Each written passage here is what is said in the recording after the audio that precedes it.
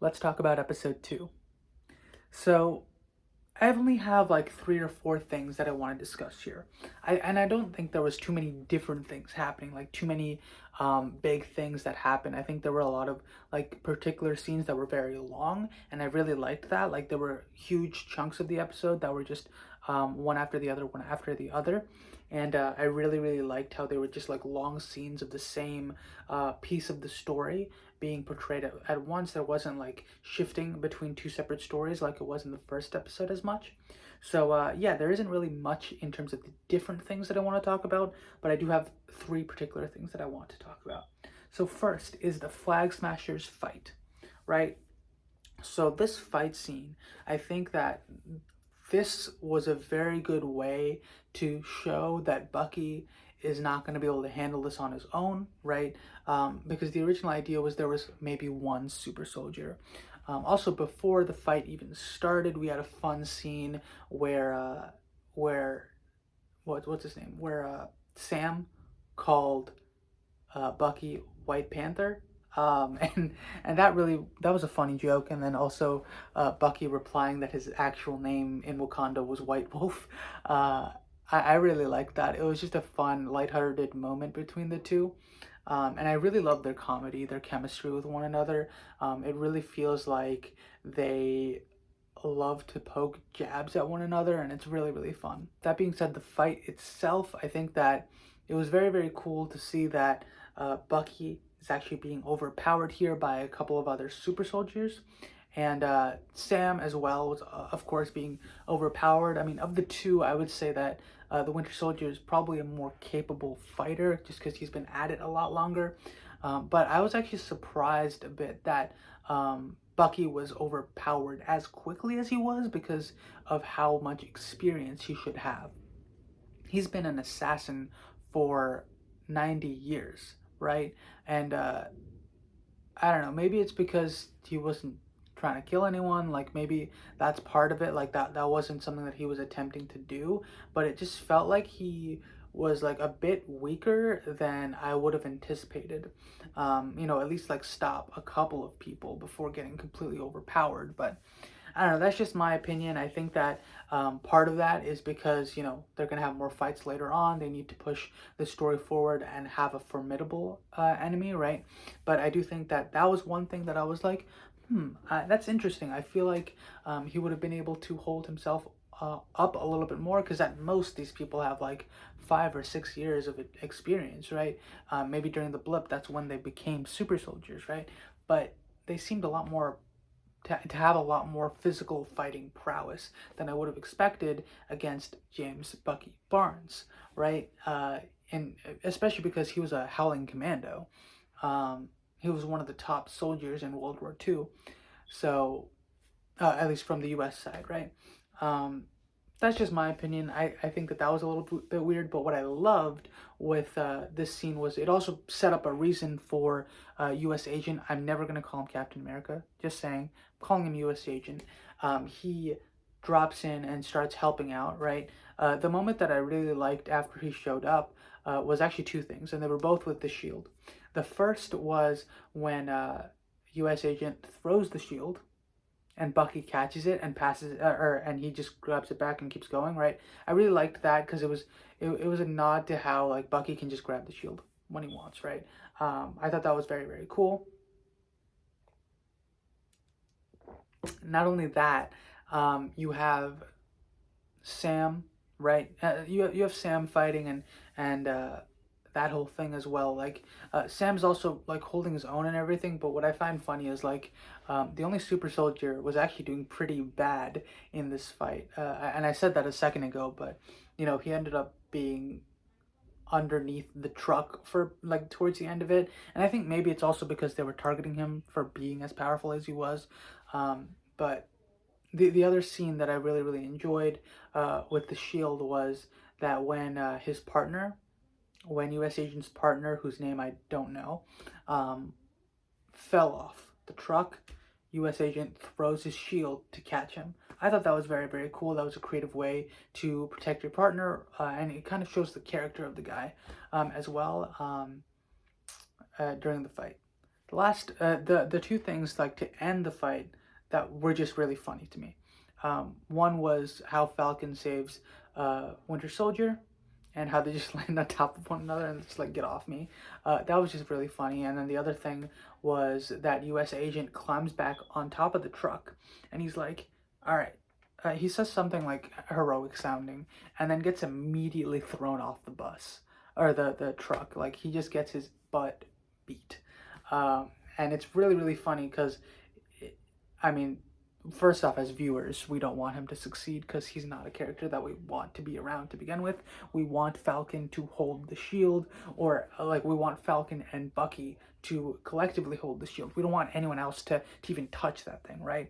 So that was really fun for me to just see him like get put in his place, basically. Next thing I want to talk about. Oh, I didn't write that down. Okay. The next thing I want to talk about is Isaiah. I almost forgot because I didn't write down his name on here. Isaiah was a huge discovery in this episode. There was another super soldier, a super soldier in the 50s or 80s or something like that. I forgot exactly when they said, because they said that he was in jail for 30 years. That was like, again, this show is doing such a good job of not only showing a cool story, but they're showing struggles of soldiers and struggles of African American communities. And I really like that because, I mean, it kind of makes sense. If you're a really powerful soldier, you're more strong than just about anyone, and you are a person of color in an age where racism was a lot more racism was a lot more overt than it is now. Um, it makes sense. Like he got screwed because of the color of his skin, and it's really sad and unfortunate that something like that would happen. And it was I really hope we get to see him again. I don't want him to like, at the end be be fighting or anything like that. I think that that's a little too far, right? To have him become like a hero again or something like that. I don't think that that makes sense. But I think that, maybe him reconciling with Bucky on some level, maybe giving Falcon some advice. I think that could be a very cool thing to see in the future. The other thing with Isaiah is that Bucky said that he never told Steve because it would like break his heart, almost. And I agree with that. I think that that was a nice way to explain why Steve didn't know about him, explain why no one knew about him really, because he was an African American super soldier back in the day. And it's unfortunate and it's very understandable, and it was a very cool way to bring in um, a character like that. So I do hope that he is not just going to be in that one episode. I hope there's more to it than that. After this scene, we do get another scene with Falcon and the Winter Soldier arguing, and it leads to some discriminatory behavior from some police officers, which again, like I don't know what it is. This season or this series has been doing such a good job of portraying some of the struggles of African American communities in the U.S. right now. And I really enjoyed that moment. And then they kind of subverted expectations a little bit and ended up putting the Winter Soldier in cuffs because he missed his meeting, his therapy session. The therapy session itself is the second thing that I wanted to talk about. So, or the third thing I wanted to talk about. The thing with this scene is it answered our question as to why it impacted Bucky so much. Now, I thought that it was just, you were given the shield, and Bucky may have considered, if it's not going to be me, of course it makes sense that it would be Sam. That was my perspective, and also because it was someone that he trusts having the shield, things like that. It just kind of worked. But the moment where we heard Bucky's words, right? And I have it written down here. I don't know if these are the exact words, but when I was writing my notes, I tried to remember exactly what it was. And it said, if he was wrong about you, then he was wrong about me. And that's just like, that's like a mind-blowing moment, because you think like, why is this such a big deal? And Sam's also wondering like, why are you harping on this so much? And it's because if Steve was wrong with trusting Falcon with his shield, if that was the wrong decision, if this was a mistake, then all the work that Cap did to bring Bucky back from the edge after every horrible thing that he had done, um, maybe that was a mistake as well. Um, just wow. I really really loved that scene, and of course Falcon's response also made perfect sense, where it's like, look, you may not agree, and Steve might not agree with what he's done, but understand that he was doing what he thought was best, and I believe that so much as well. So both of these perspectives on the shield being left in a museum, the shield then being taken by some unknown. Um, it was a very very good scene, and it showed the layers of their relationship a lot as well, and how both their identities and how both of their views of Steve tie into who they are as individuals as well. The final thing I want to talk about is, of course, let's go see Zemo. So that's how they're bringing in Baron Zemo. I'm very, very excited to see what's up with him. Like, I'm assuming he's still in prison. I'm curious to know if he was blipped or if he was just chilling in jail for forever. I mean, I think either way, he shouldn't have ever been released, right? I'm hoping that he wasn't released, because if he was released, that's kind of ridiculous. But I'm very excited. I'm hoping that he, does some shenanigans. I wonder if he has any ties with the existing Flag Smashers or whatever.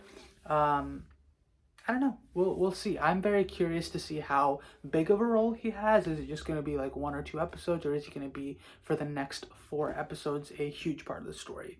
So I'm very very curious about that. And yeah, I'm very glad that.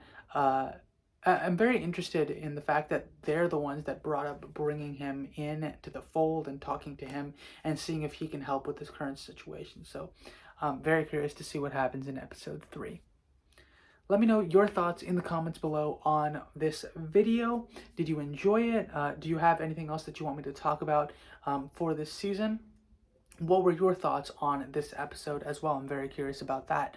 And of course, are you excited about what's to come for this season? If you enjoyed this video, please like the video as well. And of course, if you want to see more from me, please subscribe and check out my channel page as well for more videos. I will catch you all in the next one, and have a wonderful day. Bye.